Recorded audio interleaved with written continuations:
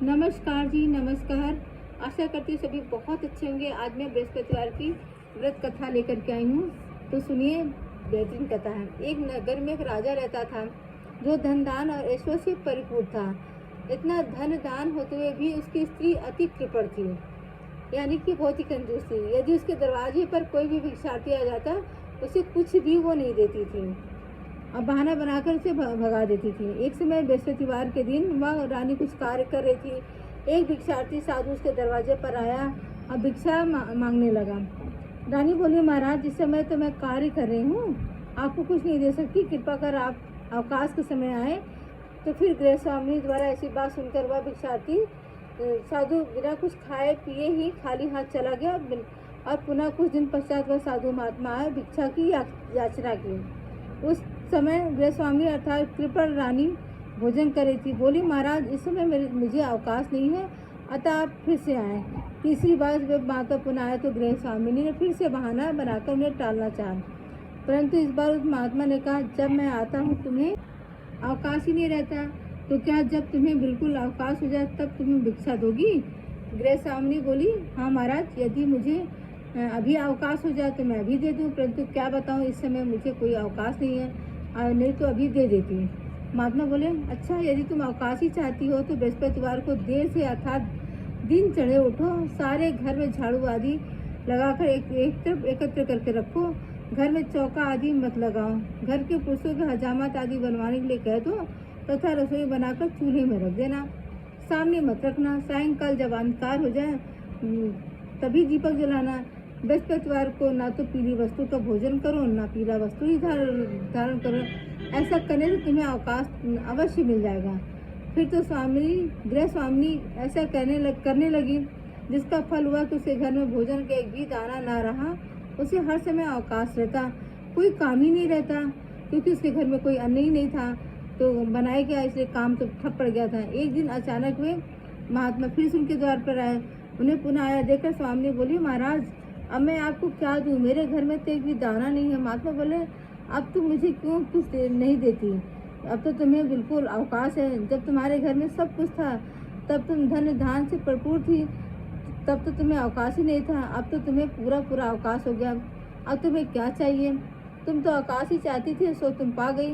गृह स्वामिनी बोली, महाराज, मैं हाथ जोड़कर प्रार्थना करती हूँ, अब आप ऐसा कोई उपाय बतलाइए जिससे मैं पहले जैसे संपन्न हो जाऊँ।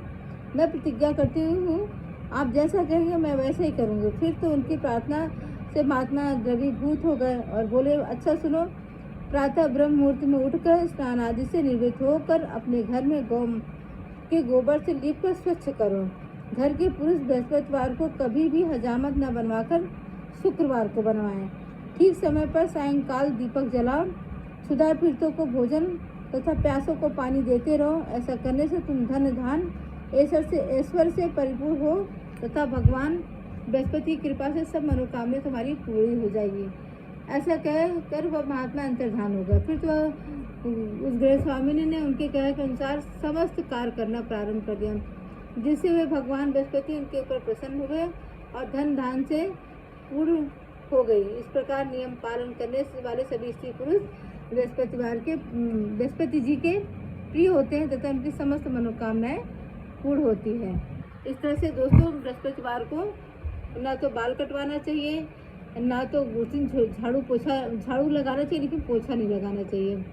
और अब तो लोग फर्श हो गया है, तो फर्श पे गाय को गोबर से कुछ कर नहीं सकते हैं, तो लेकिन साफ सफाई अपने अच्छे से रखें, लेकिन पोछा ना लगाएं।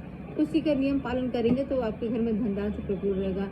ये कहानी थी दोस्तों बृहस्पतिवार की, लेकिन अब मैं बृहस्पतिवार की आरती गाने। ओम जय बृहस्पति देवा, प्रभु जय बृहस्पति देवा, चिन चिन भोग लगाऊं फल मेवा। ओम जय बृहस्पति देवा, तुम पूर्ण परमात्मा, तुम अंतर्यामी, जगत पिता जगदीश्वर, तुम सबके स्वामी। ओम जय बृहस्पति देवा, चरणामृत निज निर्मल, सब पातक हरता, सकल मनोरथ कृपा करो भरता। जय बृहस्पति देवा, तन मन धन अर्पण कर।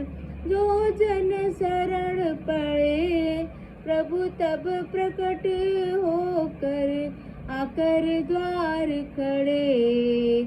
ओम जय बृहस्पति देवा, दीन दयाल दयानिधि भक्तन हितकारी।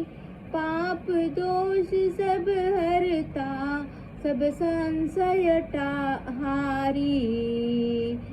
ओम जय बृहस्पति देवा, विषय विकार मिटाओ, संतन सुखकारी।